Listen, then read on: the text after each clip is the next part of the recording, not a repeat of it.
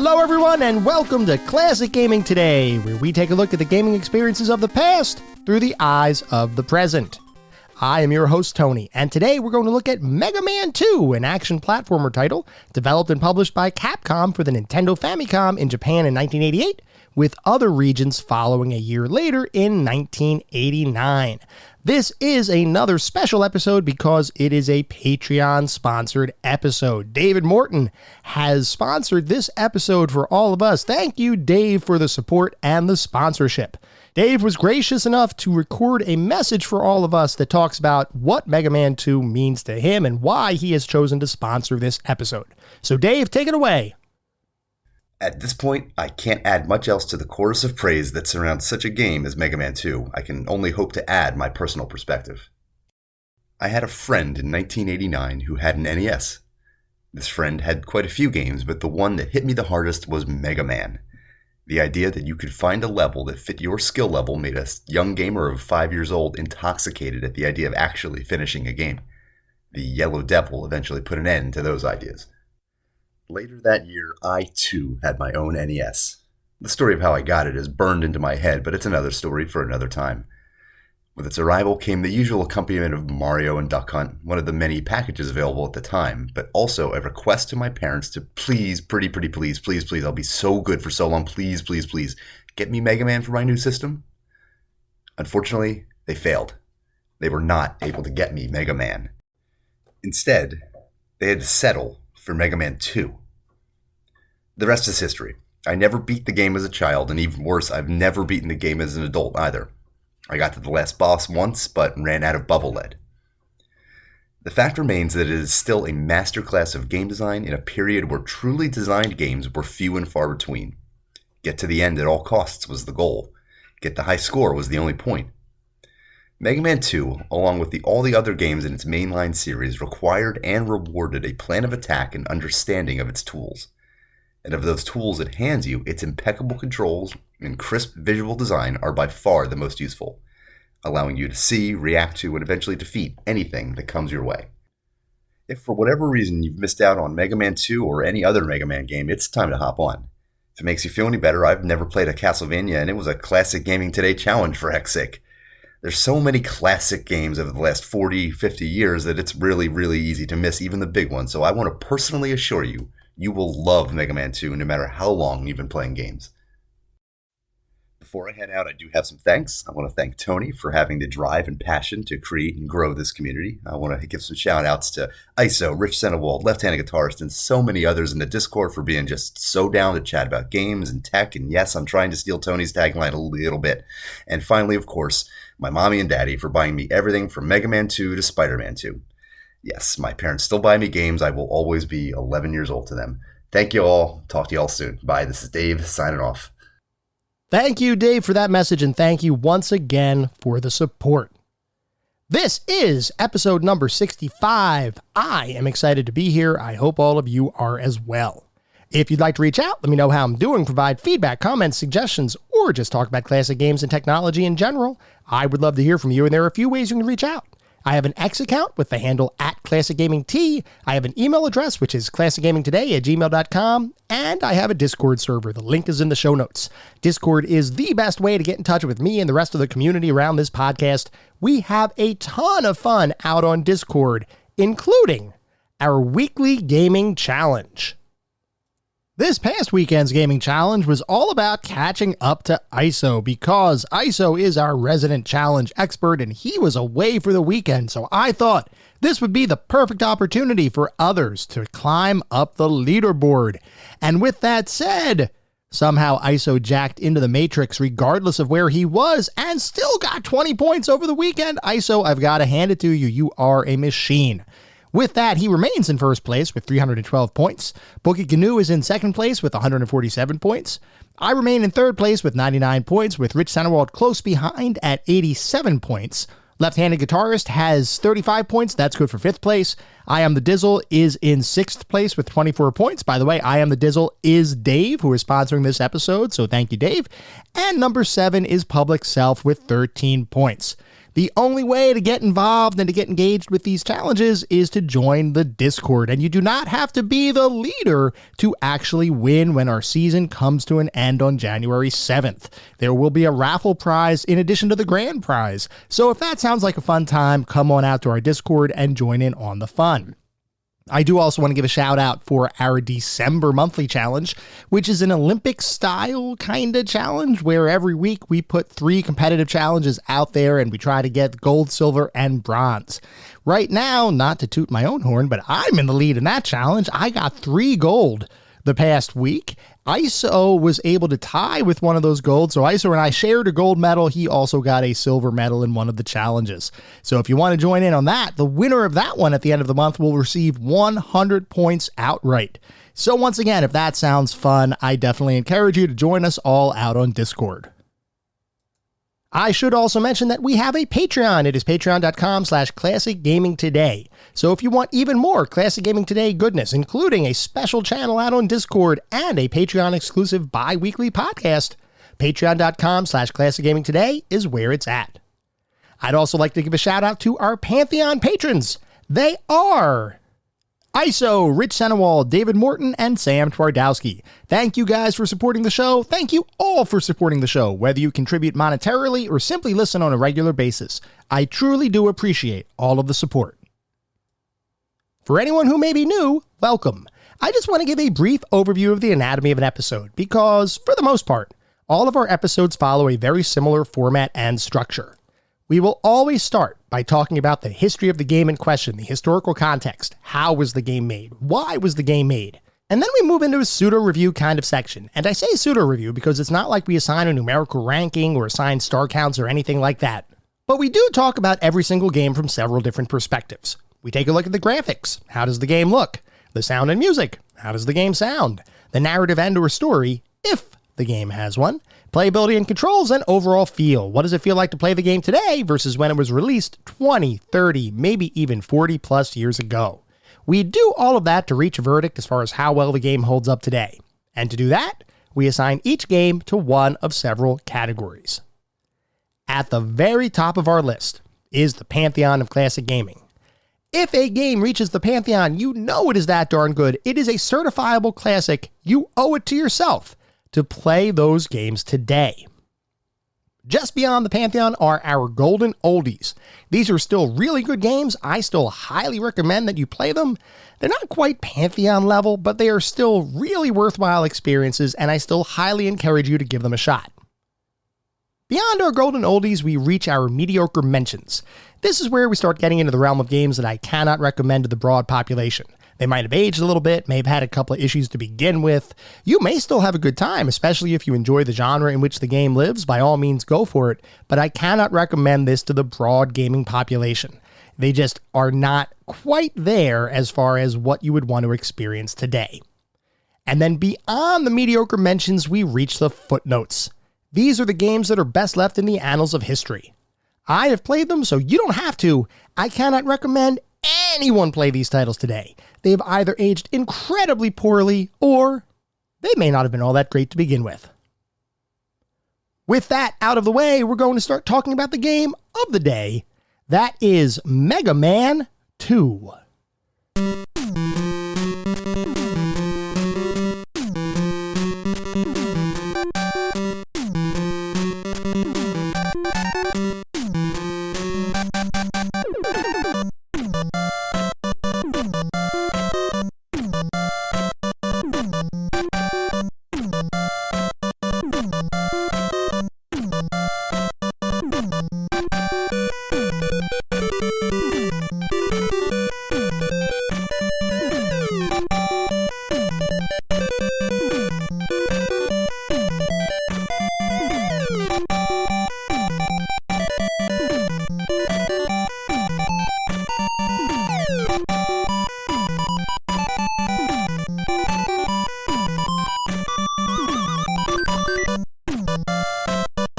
Mega Man 2 is an action platformer title developed and published by Capcom for the Nintendo Famicom in Japan back in 1988, with other region ports following a year later in 1989.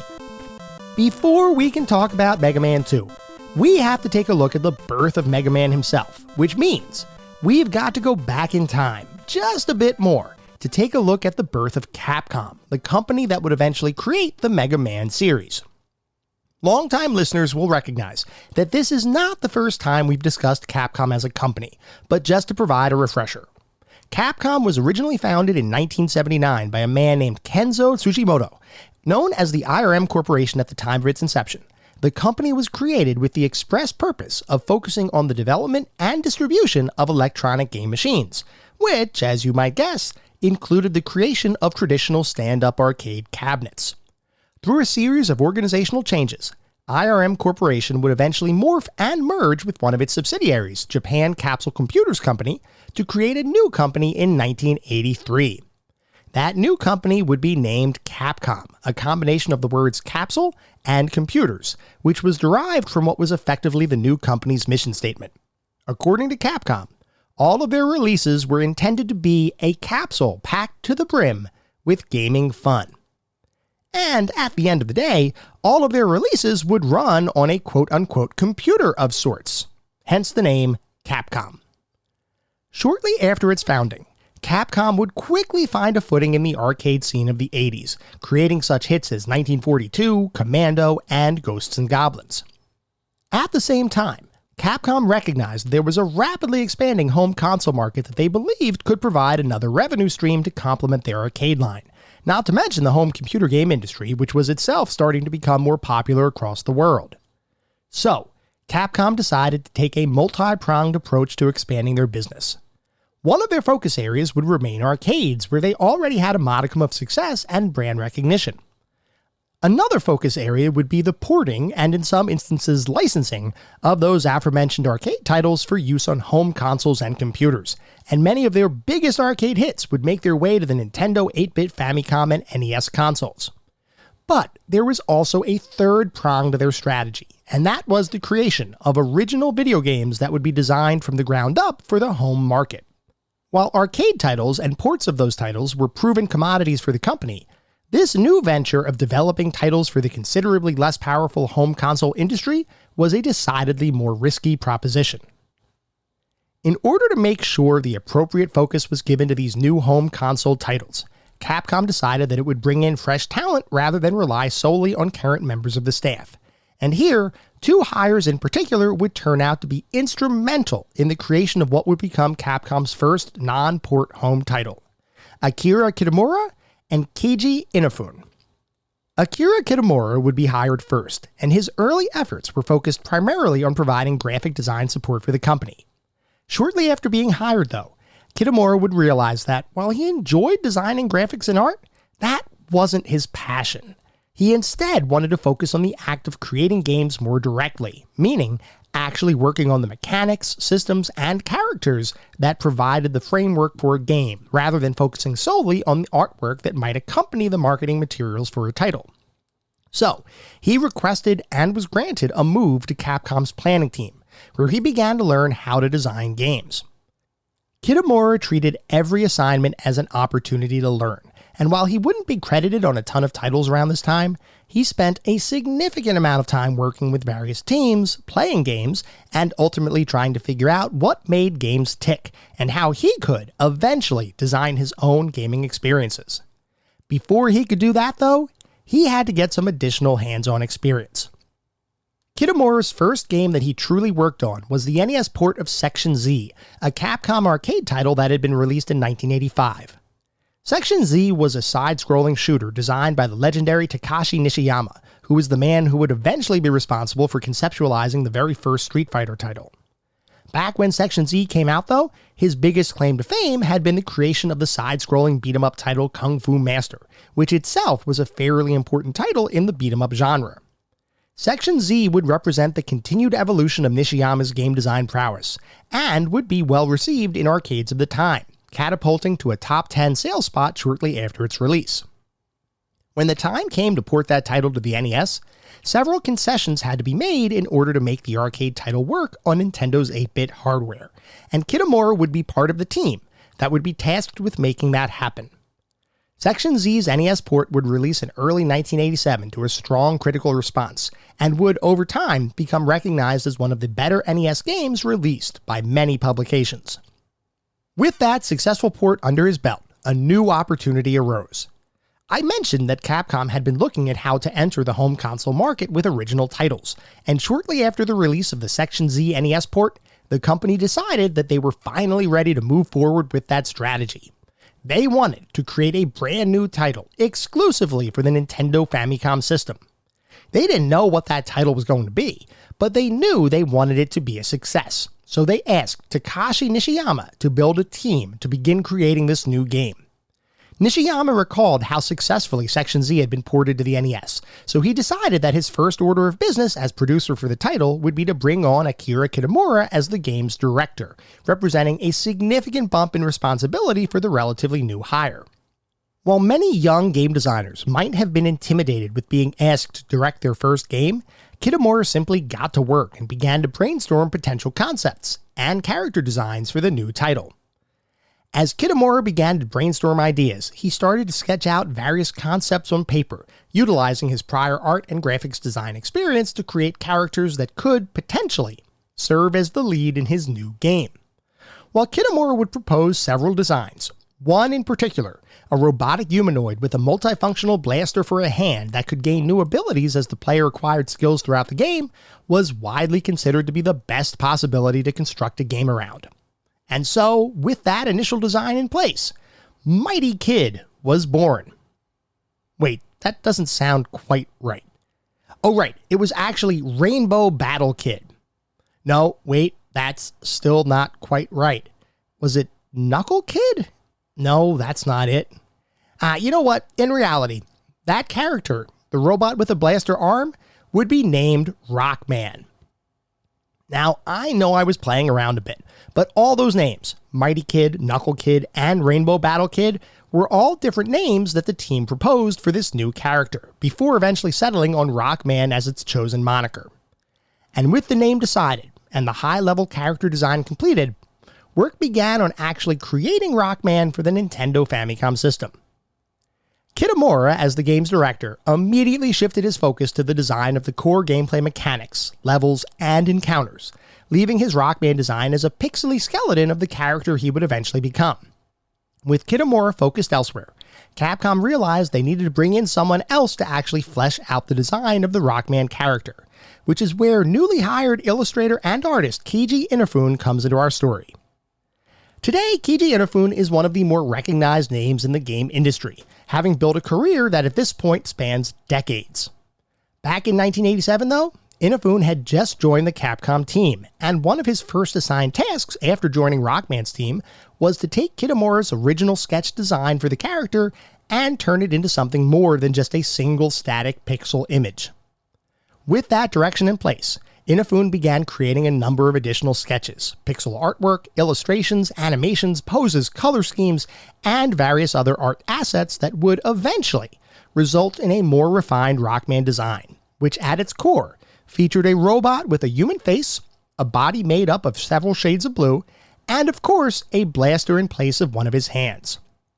So at this point, Rockman as a character was becoming more well-defined. Rockman as a game, however, still needed to be designed, and the act of actually working through that design would fall to Kitamura and lead programmer Nobuyuki Matsushima. Before we continue though, we need to take a bit of a diversion and talk about Matsushima and his programming style, and to do that, we need to discuss his background. Prior to joining Capcom, Matsushima had been a software developer in a number of different companies, most of which focused on industrial manufacturing. Specifically, Matsushima was one of the developers responsible for designing and coding software for industrial machinery. Think about things like gigantic factories and the huge machines that surround assembly lines. Matsushima was responsible for creating the software that would make those machines work. Unlike video games, where programming a piece of code is simply a way to display a sprite on the screen or a mechanism for reading input from a user, writing code for industrial machines is a much more intense endeavor, because the level of precision in your code has to be exponentially more exact than what you typically see in a game. Let's say, as an example, that you have a bug in a video game. Sure, it might impact a player's ability to do something in that game, or it might make someone frustrated, but on a grander scale, that's not such a big deal. Make a mistake or introduce a bug in a piece of code designed for an industrial machine, and you might literally be talking life or death. There is no room for error in that field. Your code has to be exact. Now, imagine taking someone whose whole career was focused on creating perfect, resilient code, and inject that person into the video game industry. You might think that would be a recipe for a bug-free, successful development effort. And honestly, you'd kind of be right. Matsushima's code was absolutely perfect, with nary a bug in sight. There was a side effect to that perfection, though. While his code might not have a single bug, it also wasn't particularly fast, because he built in so many error checking and resolution routines that consoles of the time just weren't powerful enough to run that code without requiring some concessions. This would prove to be a bit of an issue for Kitamura, whose original concept for Rockman was designed around the concept of throwing tons of enemies at a player, requiring them to somehow defeat those enemies only to encounter a new wave of never-ending bad guys shortly thereafter. The thing is, Matsushima's code simply couldn't handle a huge number of enemies at once, at least not on Nintendo's 8-bit Famicom. So Kitamura had to rethink his design, instead coming up with a concept that would end up being ingenious in its execution. Even early on in Kitamura's video game design career, he recognized that many games released in the early to mid-80s had what he considered a fatal design flaw. Anyone who's played games from around this time likely recognizes that the majority were incredibly challenging, especially in comparison to modern titles we've all become accustomed to today. It wasn't uncommon for consumers to buy a game that they would never beat, and the fact is, developers often design their titles to be brutally difficult, the thought being that the harder the game, the longer a gamer would end up playing the title. Older games may not have had tens of hours of story, but they often required multiple hours of practice before a player would become proficient enough to actually beat the game. Kitamura was not opposed to this difficulty, but he was opposed to the difficulty spikes that were prevalent in titles around this time. He argued that when a player experienced a game with a particularly challenging section, or specific encounter, that the perception of the player might become more negative, oftentimes overriding any positive feelings he or she may have had up to that point. Kitamura suggested that if you asked someone about a game they previously played, and their response was something like, "I really hated level 6 because it was impossible," then the designer had failed in their primary mission of making a memorable, fun experience for the player. Instead, and limited by Matsushima's slower code, Kitamura came up with an idea. Instead of creating encounters that ended on a negative note, meaning a super challenging enemy, what if he designed encounters that were the equivalent of a roller coaster, where the first couple enemies might be easy, followed by a more challenging foe, and then finally ending with an easier bad guy? In this way, the last thought in a player's mind would be success rather than obscene challenge, and he believed that that would make gamers enjoy the experience more. So that's exactly how Kitamura would design the encounters and levels in Rockman, focused on mixing up various enemy types and difficulties to create a challenging but balanced experience, and hopefully, one that avoided the difficulty spikes that often made players throw their controllers in frustration. With that encounter design firmly in place, Kitamura next turned his attention to the overall structure of the game itself, and here, Rockman would introduce an innovation that had never been seen in a platform action title before. Rather than follow a linear set of levels from beginning to end, Kitamura suggested that the game should allow players to choose their own path through the title, presenting a level select to players where they could pick and choose what order to tackle the various levels and bosses based on the player's preference. Now, there was some strategy here as well, because one of the core tenets of Kitamura's design was that as Rockman would defeat the bosses of various stages, he would inherit that boss's special weapon, injecting new gameplay opportunities as a player progressed through the game. This then opened the door to implementing a rock, paper, scissors kind of design mechanic, where certain boss weapons would prove more effective against certain bosses than others. Meaning, while a player could technically take any path they wanted through the game, there would be a more optimal level sequence that, should the player figure out the appropriate weapon weaknesses of various bosses, would make the game decidedly easier. With the core game design in place, graphics complete, and music composed over a period of 3 months by in-house Capcom composer Minami Matsume, Rockman would finally be ready for release in late 1987. Initially, Capcom was planning on making Rockman a Japanese exclusive title. Recall that Capcom had not previously created a game specifically for a home console. All of their home releases up to this point had been ports of their previously successful arcade titles, which they assumed would sell reasonably well. They did not, however, have the same hopes and expectations for Rockman. They were hoping to make some money, but they didn't expect it to be a hit, and they didn't really think a localized port outside of Japan would be worthwhile. Once Rockman was released, though, the game actually started to sell. Now, it didn't sell all that well, but it was selling well enough that Capcom decided to change their mind, and they did in fact approve a localized version to be released outside of Japan. There was just one issue. They wanted to accelerate that localization effort, which meant that the localization team was working under an incredibly compressed schedule. This most directly manifested itself in the NES version's cover art, which featured graphics that did not match the game's internal design at all, and was in fact voted by many critics and players as one of the worst box cover arts ever created for a video game. Cover art issues aside, there was one thing that had to be changed prior to Rockman's international launch, and that had to do with the name of the main character himself. In short, Capcom did not have any faith that gamers outside of Japan, and primarily children, would really enjoy playing a game called Rockman, with some in senior leadership positions even calling the name of the title horrible.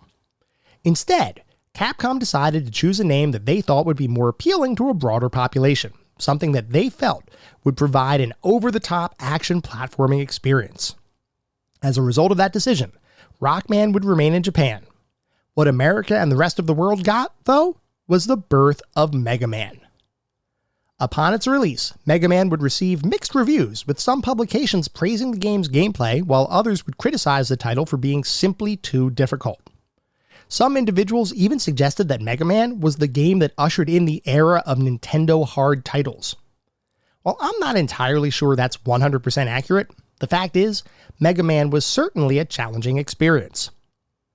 Interestingly, despite all of its innovations and well-thought-out design elements, Mega Man would simply not sell all that well, and certainly wasn't nearly as popular as Capcom's arcade ports.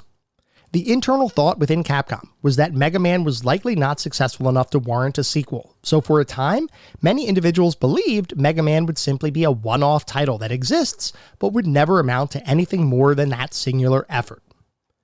One person who didn't share that same belief was the game's director, Akira Kitamura. Actually, let me clarify. One person who had a vehemently opposed, incredibly vocal dissenting opinion, and in fact believed that Mega Man should 100% receive a sequel, was the game's director, Akira Kitamura, and he did not waste any time in letting others know about it. Shortly after Mega Man's release, Kitamura began lobbying for a sequel, suggesting that Mega Man's lack of sales was more a function of marketing as opposed to an issue with the game's design. Certainly in North America, he had a point, as like I mentioned, its cover art in particular was, to put it mildly, not great. So Kitamura approached Capcom producer Takuro Fujiwara with his ideas for a second Mega Man game. Fujiwara was completely against the idea, and effectively said that there was no justification for another game in the Mega Man universe. Kitamura, however, was not dissuaded. So he decided to go above Fujiwara and pitched his idea directly to one of Capcom's vice presidents. As you might imagine, that was viewed as an offensive maneuver by Fujiwara, and it created a relatively hostile relationship between Fujiwara and Kitamura from this point forward. Kitamura, by the way, seemed to foster a relatively hostile relationship with pretty much almost anyone he worked with, owing largely to the fact that he was an intense workaholic who would literally sleep in his office for days at a time to make sure he didn't waste a single moment during the development of a title. This extreme work ethic flowed down to the rest of his team, as he expected a similar level of dedication from anyone who would work on one of his titles. He was also a perfectionist, which meant that despite everyone's best efforts, their work was often not considered good enough, which created an environment that, from my perspective, was volatile at best. Despite Kitamura's intensity, the members of his team, particularly mentee Keiji Inafune, believed that they learned vital skills from Kitamura that would ultimately help them succeed in their own respective careers. It may not have been the best environment for mental health, but it was a seemingly effective environment for delivering results. Anyway, mild tangent aside, Kitamura would not take no for an answer, and he was persistent enough in his lobbying that Capcom leadership eventually relented and approved the development of a Mega Man sequel, under one condition. The team that would create Mega Man sequel had to work on other projects at the same time, the thought being that even if the new Mega Man game flopped, at least Capcom would get something worthwhile out of the effort. Kitamura, while not thrilled with the idea, agreed with the proposal. And with that, development on Mega Man 2 received approval to get underway. In an ironic twist of fate, Takuro Fujiwara, the person who Kitamura decided to ignore as he worked to get a Mega Man sequel approved, would be assigned as the producer for the new title.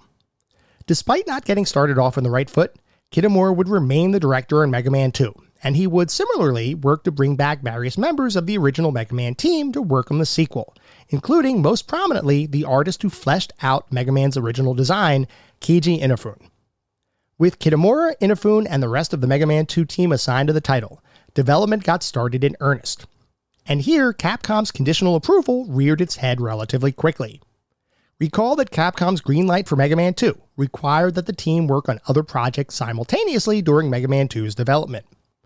This translated into a situation where the development team would often have to dedicate their own free, unpaid time to the development of the title, which in many situations could have resulted in a subpar effort.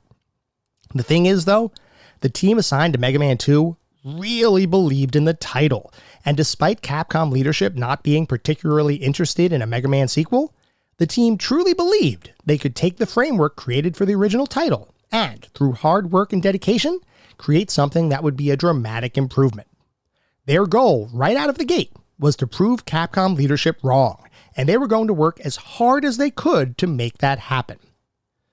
The good news for the team was that the work previously completed for the original Mega Man could be leveraged to help cut down on the development process. The general framework for the game, where players could select the order in which they tackle the various levels and Robot Master bosses, would be replicated for the sequel, with some enemy level and boss designs coming directly from previously discarded work from Mega Man 1.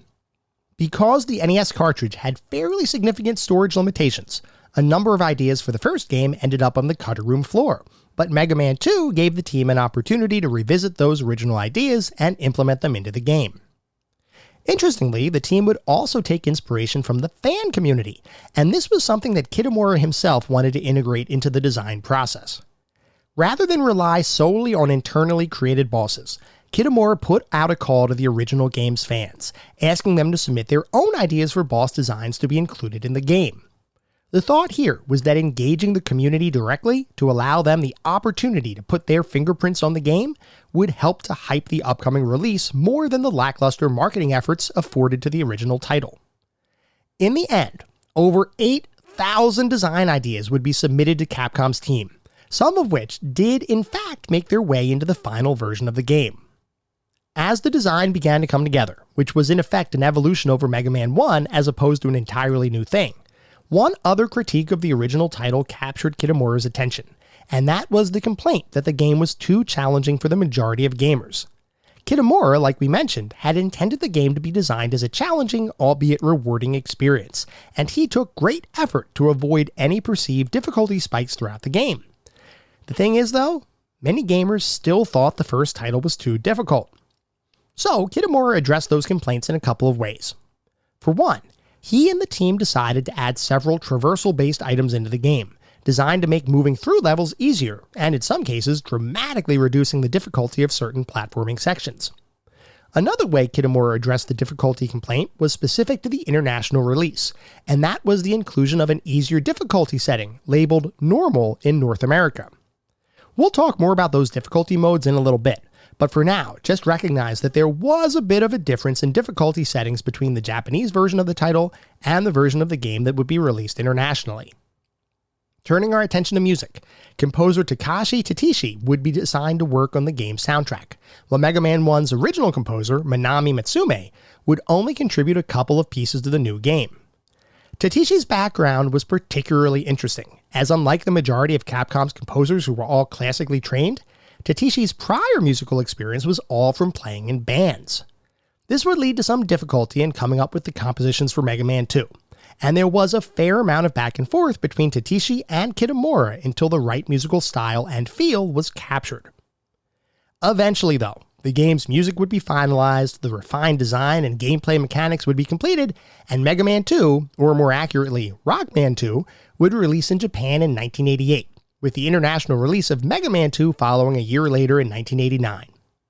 Now, before we continue, I want to remind everyone that Mega Man 1 did not really sell all that well, and many individuals in Capcom didn't even want to create a sequel, thinking that it would be too much effort for too little gain.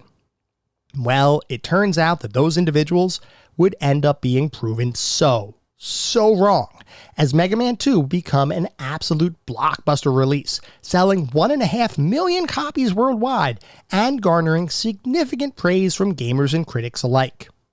Many publications praised the game's graphics, gameplay, music, and multiple improvements over the original title, with some singling out the game's improved difficulty curve as being a major reason why the game was so popular.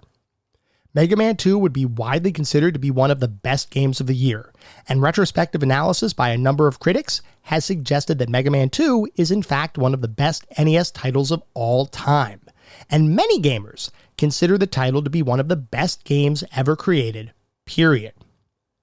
With Mega Man 2 a huge success, Capcom no longer questioned whether the Blue Bomber deserved the sequel treatment, and over the years that would follow, there would be a ton of Mega Man games and spin-offs created for pretty much every console platform in existence. At the time of this recording, over 75 different Mega Man titles would be released, representing one of the most prolific video game series and characters of all time. Beyond video games, Mega Man would appear in comics, television, and music, and there's even a Netflix adaptation currently being worked on, which I've got to imagine will garner even more significant mainstream attention, assuming it eventually is completed. Mega Man would similarly influence countless games and developers, including shaping some of Capcom's future titles that would follow Mega Man's release. It is hard to imagine a world where Mega Man isn't a major part of gaming culture, and just think, if it weren't for Mega Man 2 and the efforts of the dedicated team that brought it to life, it's possible that Mega Man would have been a single release, a true footnote in gaming history. Luckily for all of us, we don't have to worry about that hypothetical gaming landscape.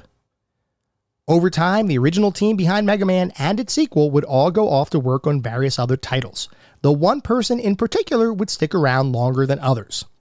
That person was Keiji Inafune, who would progress from his work as a character artist to eventually take over production responsibility for the game series.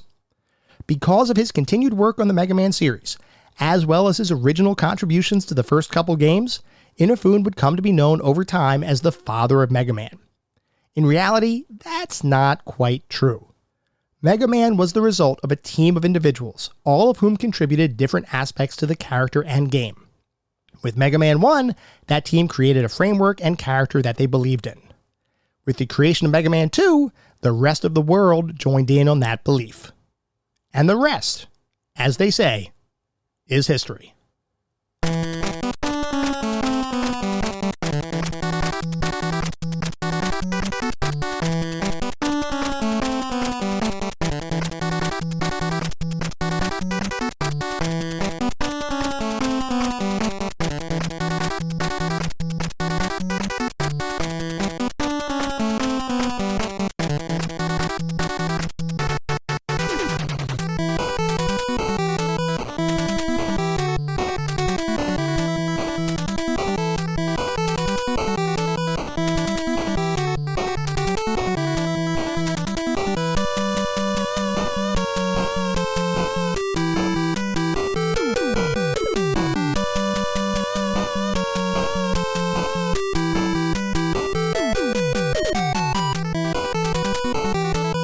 We are now going to shift to start talking about what it feels like to play the game today versus when it was released, I guess 35 years ago. So Mega Man 2 is the second in the long-running Mega Man series, and in many ways stays very true to the formula originally set forth in the original Mega Man. So let's talk about that formula, because at the time of its release, it was a fairly unique way of designing an action platform experience. But first, let's talk about the more general aspects of the game. As an action platform title, you're tasked with controlling Mega Man, a robotic character who can utilize a number of different weapons to defeat enemies inhabiting a variety of different levels. At its core, the control mechanics of the game are simple.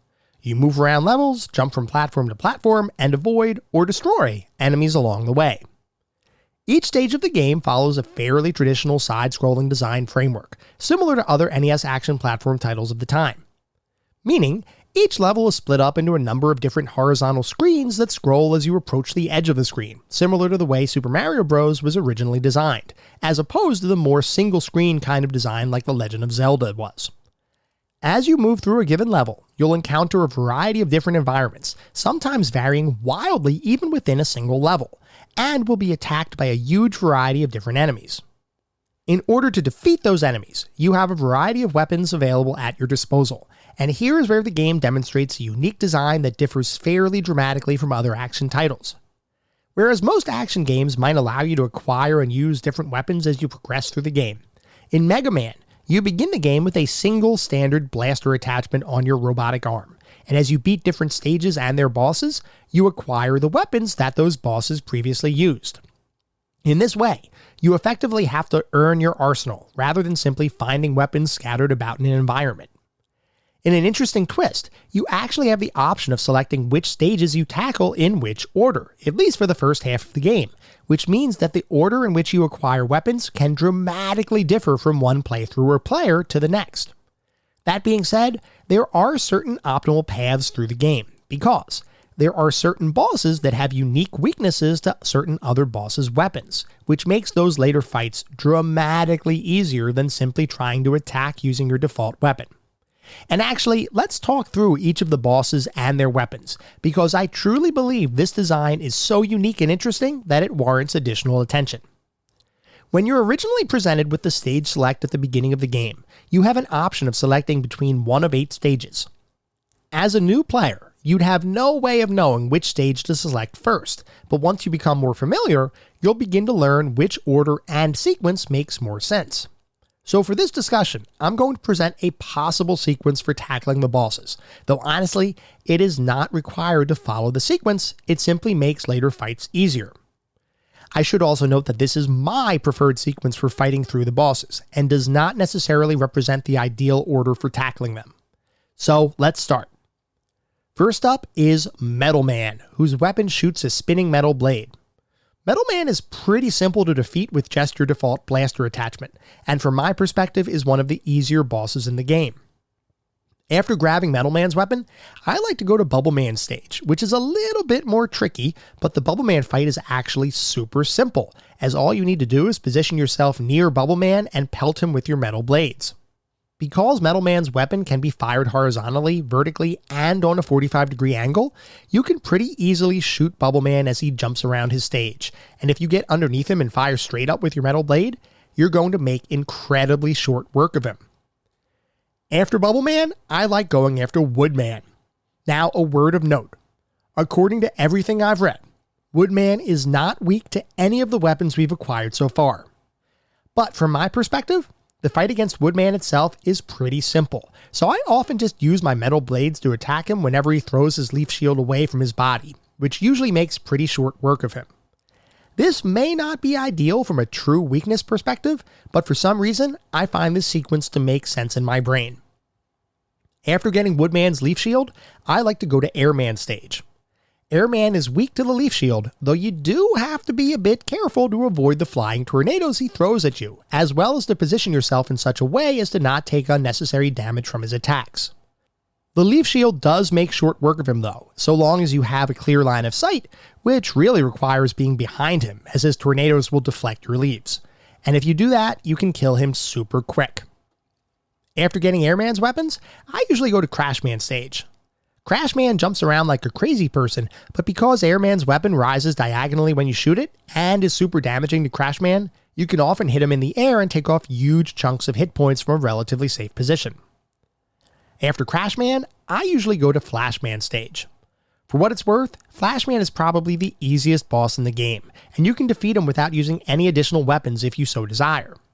The most he does is freeze you in place for a few seconds, after which he shoots some projectiles that very rarely hit you, so he's really kind of a pushover. After Flashman, I usually hit up Quickman stage, who, if you use Flashman's weapon, can be frozen in place, depleting 50% of his life bar without you having to do anything. After the freeze move ends, I typically just shoot him repeatedly with my normal blaster, which often defeats him without any sort of issue. And finally, after Quickman, I head over to Heatman stage. Heatman is weak to Bubbleman's Bubble Blast, which makes short work of him. And honestly, Heatman is not difficult to avoid and dodge his attacks. But for some reason, he can sometimes go absolutely crazy with some of his movements, which throws off my rhythm and can on occasion lead to a death. Heatman stage is also one of the trickier ones to try to complete without your supplemental movement-based items, which is why I usually wait until the end to tackle it.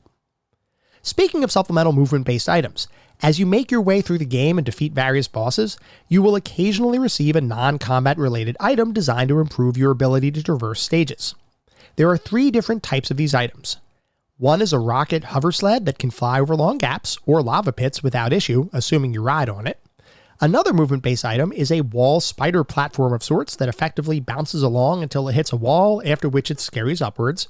And finally, a third movement item allows you to create floating platforms that you can effectively create stepping stones with to reach higher platforms and secrets.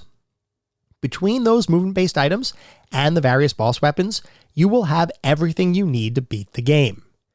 Regardless of how you're equipped though, you may encounter certain situations where you lose some hit points, or you use too much of a given weapon and therefore have no power available to continue using it. Luckily, every enemy you defeat has a chance of dropping both small and large hit point replenishing items, as well as small and large energy replenishing items, in addition to, rarely, lives that you can pick up. The interesting thing here is that every time you move on from a given section of the screen, the enemies respawn, and they may or may not drop items for you to pick up and use. Because of this, there will likely be certain sections of some levels that you decide to effectively grind at, trying to either replenish your HP or your weapon's energy prior to moving on in a given level. The drop rate of these items is relatively high, so at least in my experience, it doesn't take long to replenish whichever resource you're trying to acquire. That being said, despite your best efforts, I am sure you will eventually die. Mega Man 2, unlike a lot of games considered difficult from the NES era, is actually pretty forgiving when it comes to player deaths. First of all, you have multiple lives to allow you to progress through a level, and each level has a series of invisible checkpoints that you can reach to continue a given level from a point beyond the opening of the stage.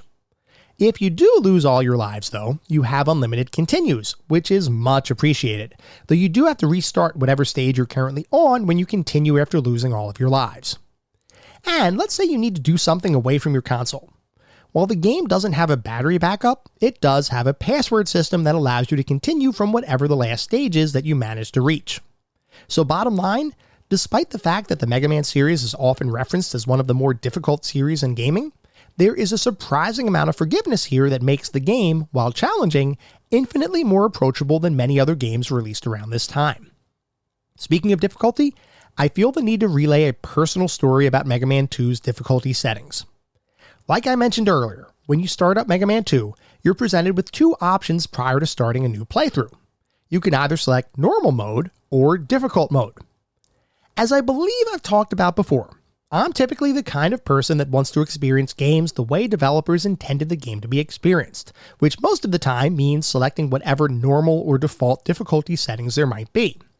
So when I started my latest playthrough, I selected the normal difficulty mode, thinking that that was effectively the default. The thing is, as I was playing through the game, I kept thinking to myself, wow, this game is pretty darn easy. I must be really getting good at playing these older games. Seriously, I legitimately thought that as a sort of internal monologue as I was playing the game. The thing is though, I knew that the Mega Man series was often considered to be difficult, and what I was playing it didn't feel easy, but it didn't really feel all that hard. So I decided to look up the differences between normal and difficult mode, just to make sure I wasn't missing something. Well, it turns out that in the original Japanese release, there was no normal or difficult mode. There was simply a single mode. which interestingly was the difficult mode in the North American version of the game. In other words, the Japanese version's default difficulty was the North American difficult mode, and the normal mode in the North American release was effectively an easier difficulty setting designed for international gamers, the thought internal to Capcom being that Japanese gamers were more skilled than other gamers around the world.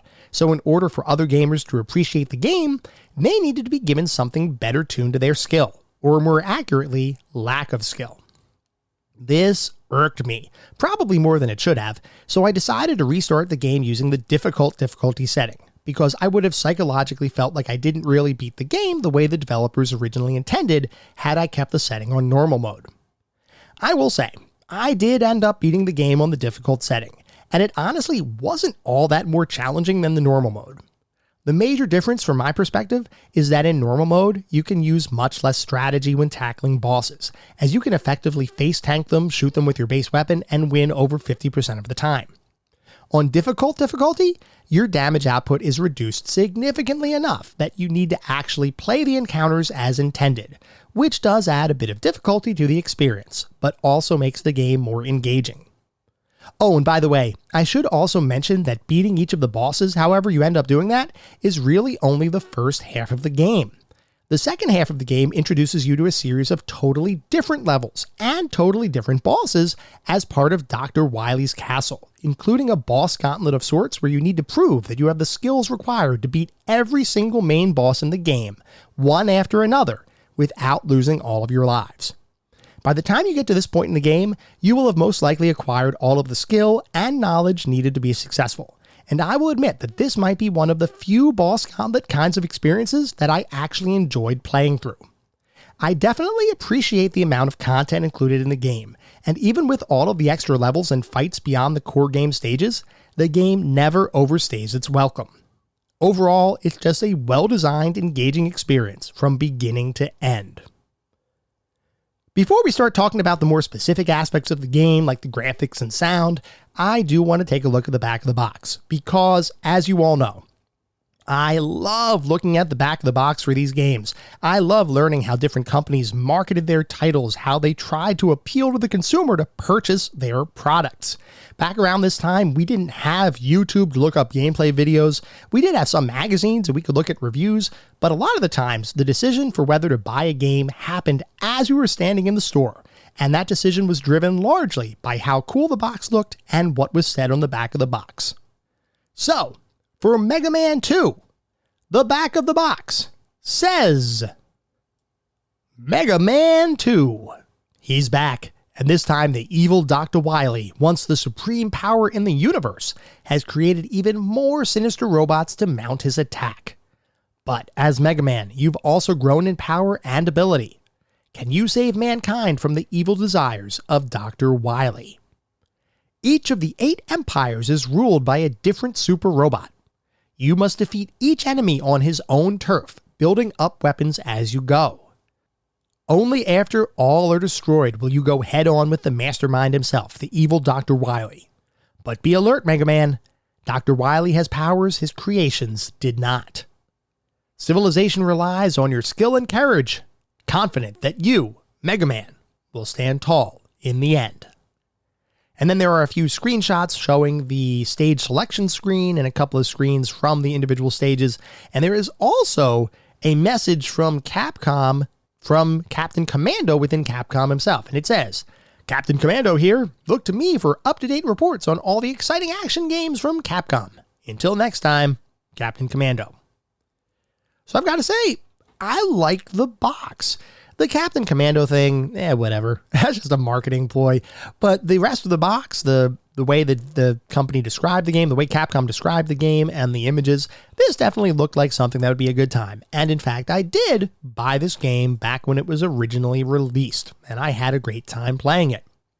But we're not talking about that original time playing it, we're talking about playing it today. So let's talk about the more specific aspects of the game. We're going to start by talking about the graphics. The graphics in Mega Man 2 are some of the highest quality, most diverse 8-bit graphics included in an NES game. Every aspect of the graphics design, imagery, environments, characters, and color palettes evoke the highest sense of nostalgia for anyone who has experienced any 8-bit styled game, and effectively represents one of the best representations of an 8-bit graphics-based title on any system, either modern or classic. The reason why I think the graphics are so good is simply the number of different environments, enemy types, and bosses that you encounter throughout the game. Mega Man 2 might not have the best graphics from a technical perspective, but I don't know that I've played many 8-bit titles where every single level feels unique and distinct. Most other 8-bit titles had some degree of reuse across levels. Think about a game like Ninja Gaiden, where you had a pretty sizable number of levels and areas within individual levels to explore. While the environmental diversity in that title was pretty darn good itself, there were some sections where you could sort of tell a given tile set was more of a palette swap as opposed to unique graphics.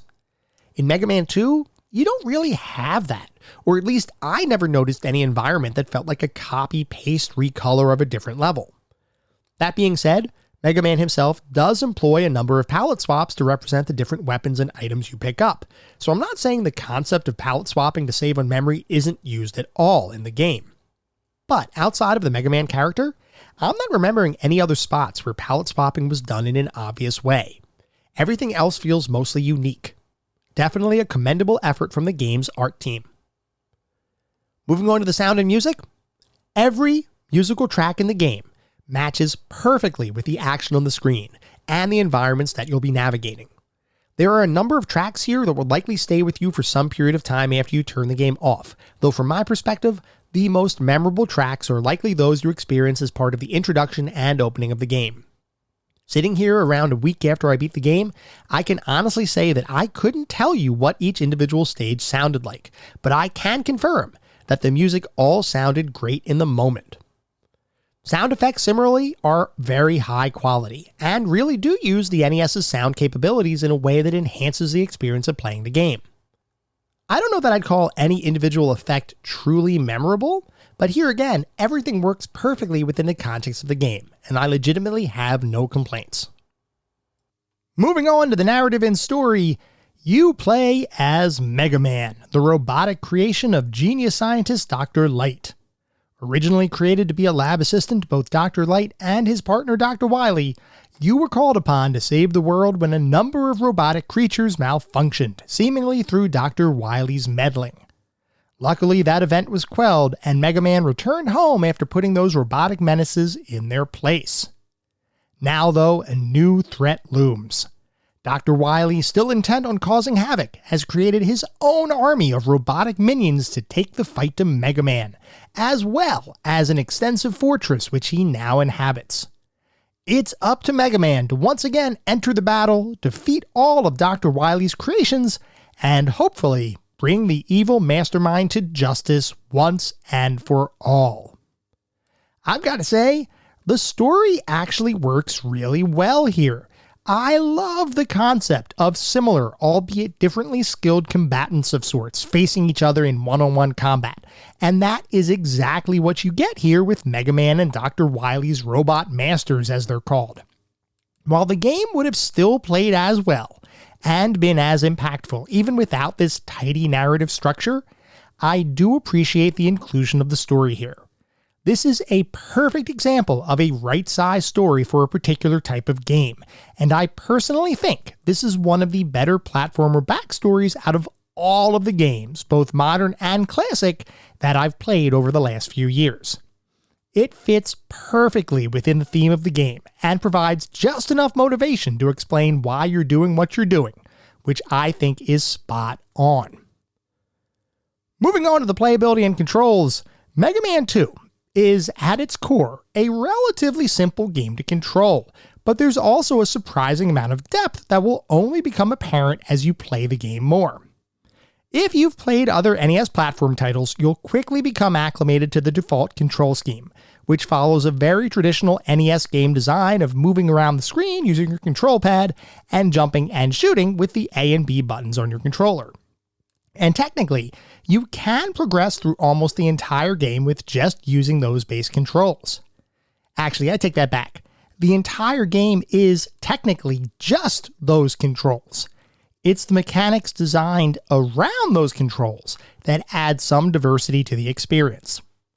Those mechanics, as you might have guessed, are the previously mentioned Robot Master weapons, and the 3 movement items that you pick up throughout your adventure.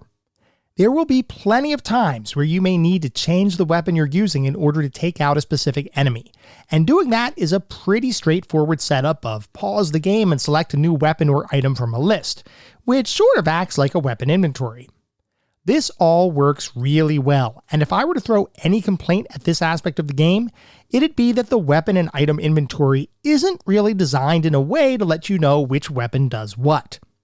Every weapon in your inventory is represented by a single letter, and each item in your inventory is represented by a single number. Until you become familiar with what each weapon does and how it's represented in your inventory, you might end up picking an unintended weapon, using some of its energy before you realize that you picked the wrong weapon.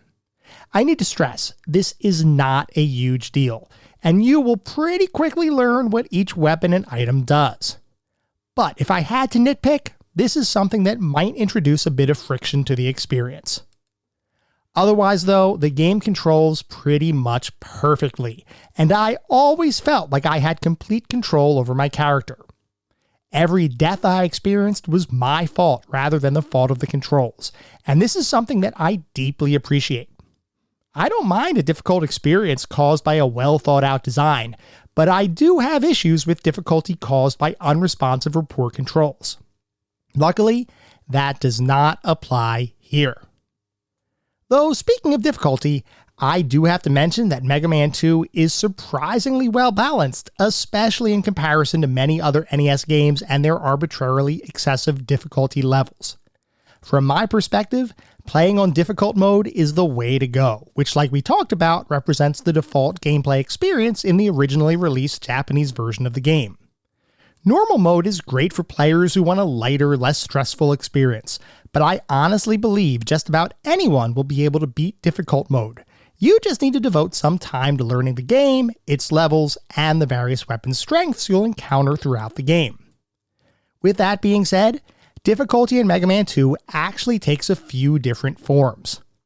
One is, of course, related to the encounter designs and the enemies you need to face. Overall, there is a great mix of easier enemies interspersed with more challenging bad guys, and this diversity makes each encounter a surprisingly fulfilling experience. You wouldn't think that individual encounters in a platforming level would have a lasting memory, but with Mega Man 2, there are definitely moments that remain etched in my brain. Boss fights, as you might expect, provide another layer of difficulty. Each boss fight has a number of unique pattern-based mechanics that you'll need to learn in order to win. Some of those mechanics are super simple, like Metal Man, who literally just shoots blades at you ad nauseum. Other boss fights are decidedly more complex, though all still boil down to recognizing a pattern, avoiding attacks, and getting in some hits whenever the opportunity presents itself. The other aspect of boss fights that adds a layer of strategy is the choice of which weapons to use on a given boss.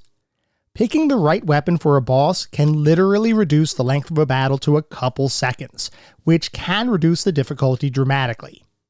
In this way, Mega Man 2 is almost a bit of a puzzle game, in that you need to figure out which weapons are stronger against which enemies, and if you can figure that out, the game, even on difficult mode, becomes decidedly easier. The third aspect of difficulty in Mega Man 2 has to do with the platforming sections in the game, some of which can be a bit tricky.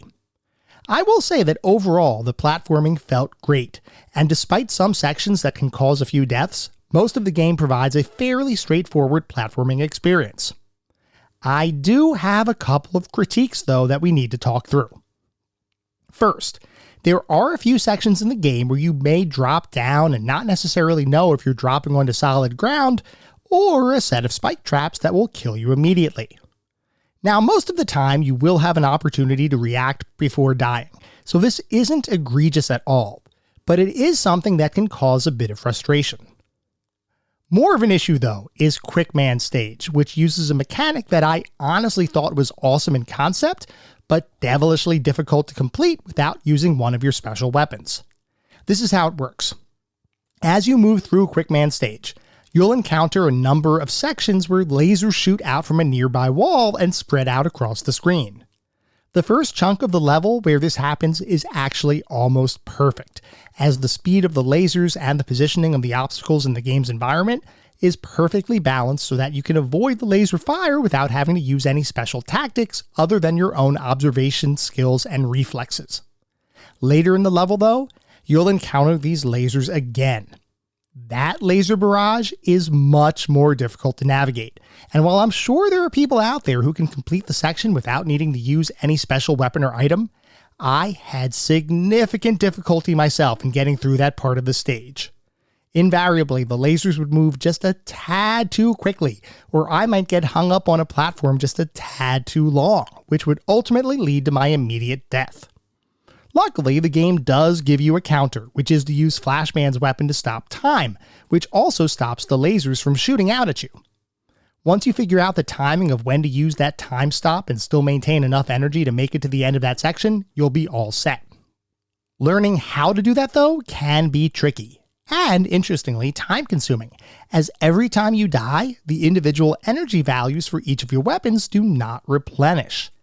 And because Flashman's weapon constantly depletes your energy, there is a very real chance that you might get close to beating the laser obstacles, die near the end, and then have to go through the whole thing again. Only this time you have no energy to actually use your time stop ability, which basically means you'll fail. The good news is that you can farm energy capsules, like I mentioned earlier, which can replenish your weapon's energy. The not so great news is that the drop rate for those energy refills can be hit or miss, and it can sometimes take a few minutes to fully replenish your weapon. It's not a huge deal, but it is something that can halt the pace of progress more than what you'll see throughout the rest of the game. Those minor critiques aside, Mega Man 2 remains an infinitely playable experience even today. It controls perfectly, it has a very well balanced difficulty curve, and it even has a touch more strategy than what other similar titles can boast. It's a combination that I can both respect and appreciate. So overall, how did it feel to play Mega Man 2? Well, I gotta say, playing Mega Man 2 simply felt awesome. I loved almost every moment playing the game, aside from the minor frustrations with Quickman Stage, which I do feel was tuned a bit too strictly from a timing perspective. Other than that though, I loved playing through Mega Man 2, and I can see why many people, including some on our very own Discord server, feel like Mega Man 2 hasn't really aged at all. The reason they feel that way is because, quite simply, it hasn't. So our overall verdict on Mega Man 2? No suspense here, Mega Man 2 is undoubtedly a member of our pantheon of classic gaming. From my perspective, Mega Man 2 is a near-perfect action platforming experience, and I was constantly surprised at how well its controls, design, and overall gameplay held up to more modern titles.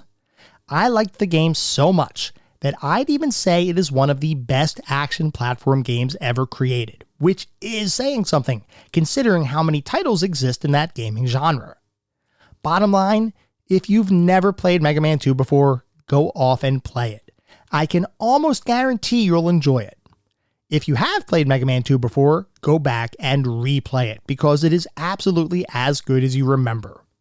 Put simply, Mega Man 2 is an outstanding title and a true classic, and is therefore immediately recognized as the newest member of our pantheon of classic gaming.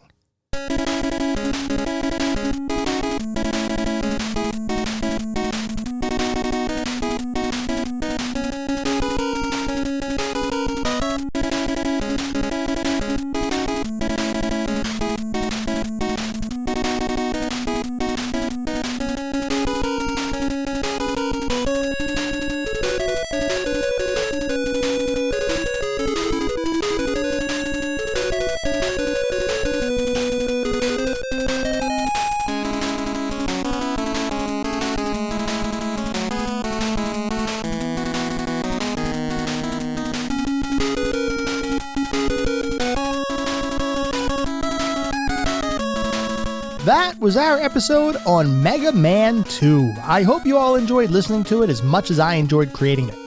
If you'd like to reach out, let me know how I'm doing, provide feedback, comments, suggestions, or just talk about classic games and technology in general. I would love to hear from you, and there are a few ways you can reach out. I have an X account, which is @ClassicGamingT. I have an email address, which is classicgamingtoday@gmail.com. And I have a Discord server. The link is in the show notes. Discord is the best way to get in touch with me and the rest of the community around this podcast. We have a ton of fun out on Discord. I highly encourage you to check it out. We also have a Patreon. It is patreon.com/classicgamingtoday. So if you want even more Classic Gaming Today goodness, patreon.com/classicgamingtoday is where it's at.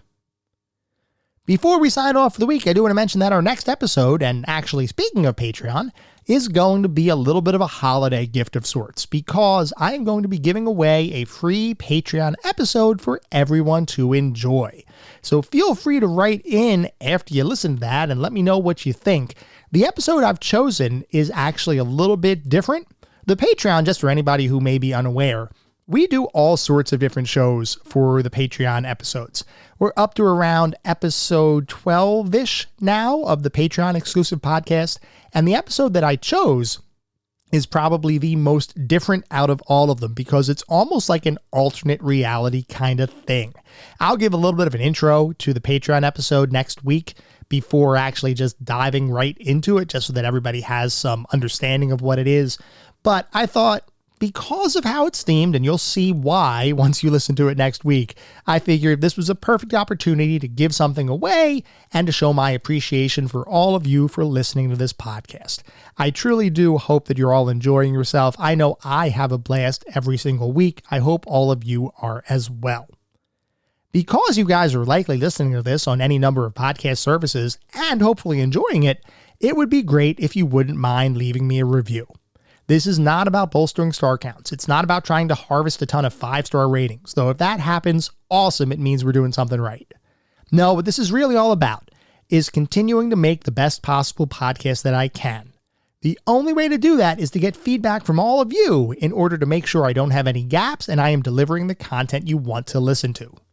We get new listeners every single day, which is absolutely awesome. I want to continue to deliver and make the best possible podcast I can. We'll be back in around a week with our next episode, which, like I said, is a free Patreon episode for everyone.